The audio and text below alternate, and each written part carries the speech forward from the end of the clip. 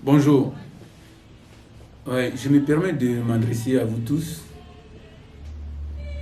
pour la simple raison que la situation en Côte d'Ivoire est très grave. Désormais, notre pays ne nous appartient pas. Mais malheureusement, la plupart de nos concitoyens font la politique de l'autruche. On ignore le danger volontairement, mais ce n'est pas pour autant que le danger passera. Sur la plateforme WhatsApp, je vous ai mis un projet et je vois peu de personnes qui se sentent concernées. Pourtant, si c'était des banalités que j'avais mis sur WhatsApp, vous auriez sauté dessus, commenté, comme si il n'y avait que des futilités qui nous intéressent. Comme je l'ai dit dans mon message, c'est une obligation pour nous tous. Pour la simple raison que un individu ou bien un homme, lorsqu'on t'a tout pris, il te reste au moins la dignité.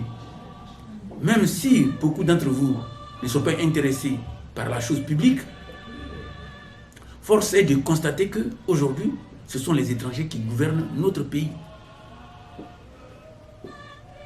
Donc, il est impératif pour toute personne qui se respecte de faire en sorte à donner un outil qui permet à nos populations donc de participer à la reconquête de notre liberté. Je vous ai dit, ce n'était pas compliqué.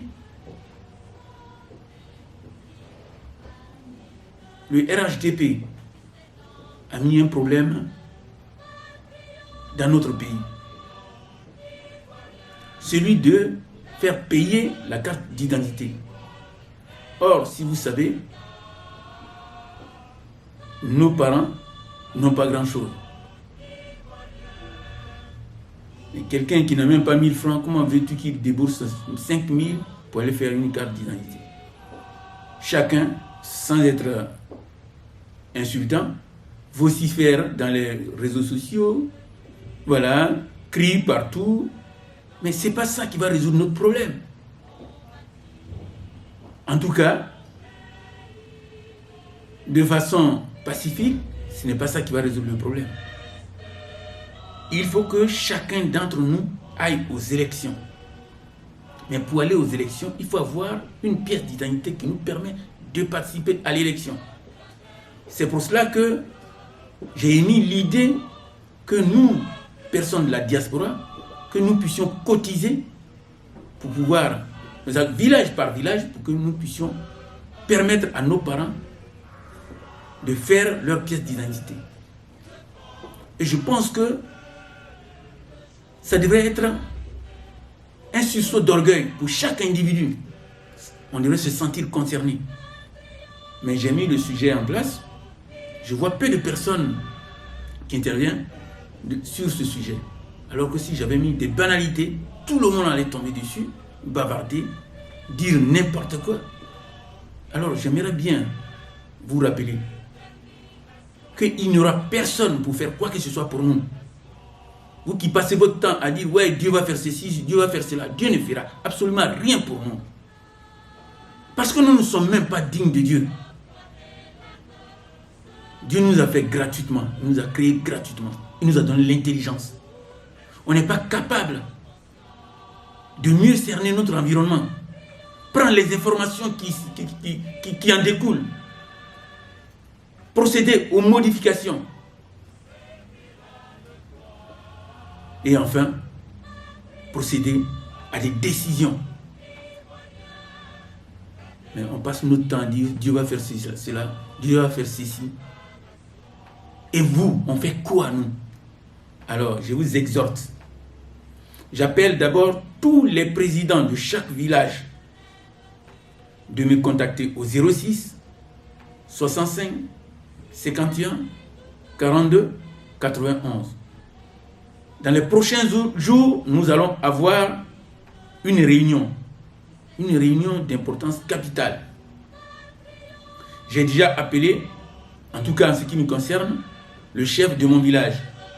Mais je vais essayer aussi d'appeler tous les chefs de tous les villages, de telle sorte à demander, mais aussi également les présidents des jeunes, pour dire de recenser tous ceux qui n'ont pas les pièces d'identité, pour que les ressortissants de ces villages qui se trouvent ici en France ou bien en Europe, nous puissions cotiser pour montrer aux uns et aux autres que nous sommes capables de nous organiser et de réagir en ce qui concerne le destin de notre pays.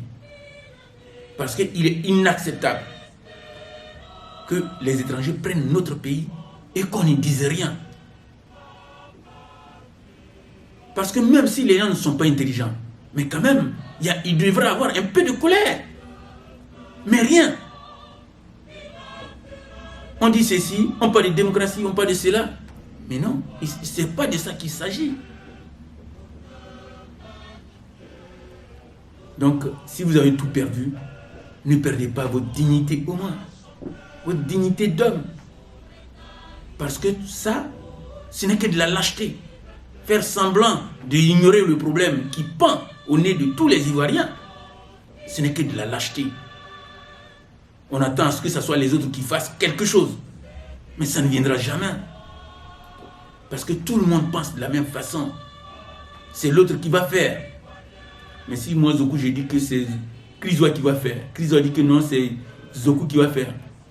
Finalement, on se trouve dans un cercle vicieux où personne ne fait rien. Chacun devrait se dire, je suis le messie de mon peuple, c'est moi qui dois faire. De telle sorte que si chacun fait ce qu'il a vraiment envie de faire pour son peuple, si on somme tout ça, on aura réussi notre pari. Alors je vous invite à vous joindre à moi pour qu'on démontre non seulement à notre peuple, mais à la face du monde que nous ne sommes pas des moins que rien. Parce que si vous ne réagissez pas, je vous jure, sans vous insulter, vous êtes des moins que rien. Parce que quand on s'attaque à son pays, quand on s'attaque aux choses qui sont les plus chères et qu'on ne réagit pas, ce n'est pas faire preuve de pacifisme. Non, pas du tout. C'est faire preuve de lâcheté. Je pense que dans notre jargon embêté, mais vous non. Quoi qu'on vous fasse, vous restez comme des pattes amorphes. Alors, pour ne pas rester éternellement dans le discours, j'invite tous les présidents, j'ai laissé mon téléphone, de tous les villages, de me contacter. Il faut que ce projet voie jour, il faut que ce projet fonctionne. Je vous remercie.